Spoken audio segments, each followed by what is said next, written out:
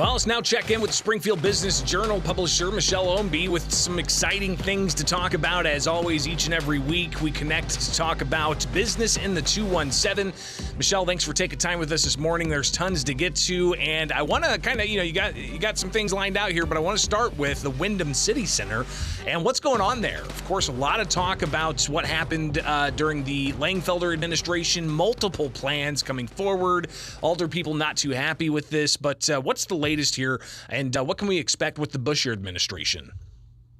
Right. Good morning, Greg. I'm sure you covered this topic extensively through your various city council roundups, because the owner, Al Rajabi, has been to the council so many times I've lost count at this point, and he's not very happy about it, as he expressed during his most recent appearance. But if you'll recall, that was in the waning days of the Langfelder administration, and the decision was made to postpone any kind of vote on the project, or incentives for the project, I should say, until Mayor Missy Buscher took office. But she said that they have not heard one way or another from Al Rajabi at this point. But her math pencils out a little bit differently than former Mayor Langfelder's.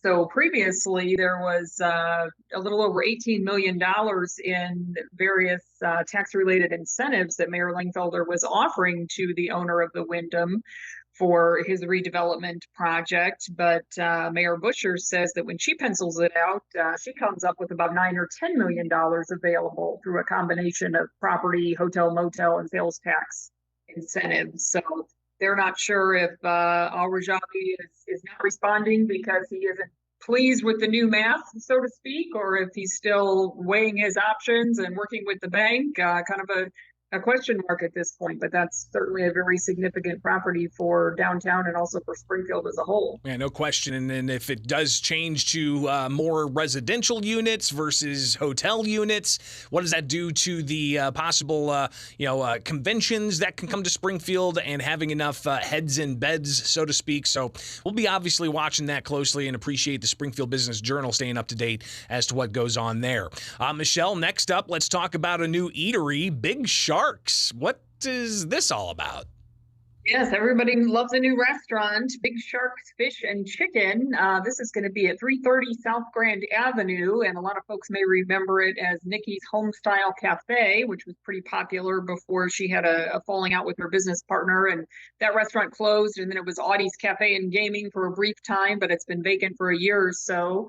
And Saj Kotoram, who is in charge of this new restaurant, he actually has 4 restaurants in Decatur, which is where he's from. 2 of them operating as Big Sharks, and 2 of them operating other brand names, and a couple more in the works in Champaign. So he's got a pretty good track record. And he says, despite the name, only about 50% of their business is fish and chicken. He says their burgers and sandwiches are often very popular, with the Philly cheesesteak being a bestseller. So they do a lot of carry-out orders, but they'll also have a dine-in area as well. But no shark. No shark. No fish, chicken. No shark. Sorry to disappoint. Have you ever had shark? I can't say that I have. I'm really not that adventurous with my eating. I'm more of a pork tenderloin kind of girl. Well, I'll tell you, I have had shark freshly pulled out of the ocean. My brother is a shark fisherman as a hobby when he can get to the ocean, and it's interesting. Let's just put it that way. A little bit. You need a lot of lemon. Let's just make sure that's clear. It's a very unique hobby. It's a very unique hobby. It takes a lot of practice and a lot of patience, and going out in the middle of the ocean with a kayak 40, 50 feet, if not more, from the shoreline. It's crazy. All right, anyways, let's move on to Isringhausen. What do they got going on?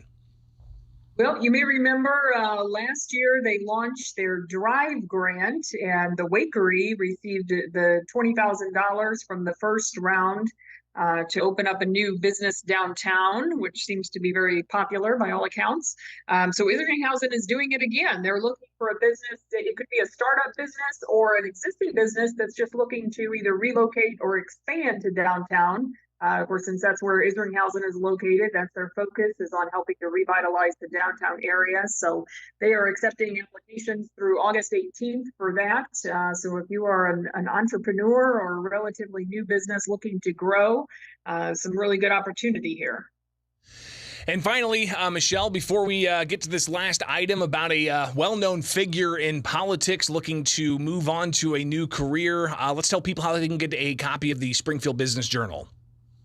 Sure. If you get on our website at springfieldbusinessjournal.com, you can sign up for Biz Bites. That's our weekly newsletter. It comes out every Wednesday afternoon, and it's free of charge with a roundup of what's happening in the area business community. Or, of course, for just $35 a year, you can sign up to get the print edition delivered directly to your home or office. All right. So make sure you make that happen so you can stay plugged in with what's going on in and around the Springfield business community with the Springfield Business Journal. And let's finish up today, Michelle, with, I guess, an ode to Paul Palazzolo, who is moving on to bigger and better things after years in Republican politics here locally.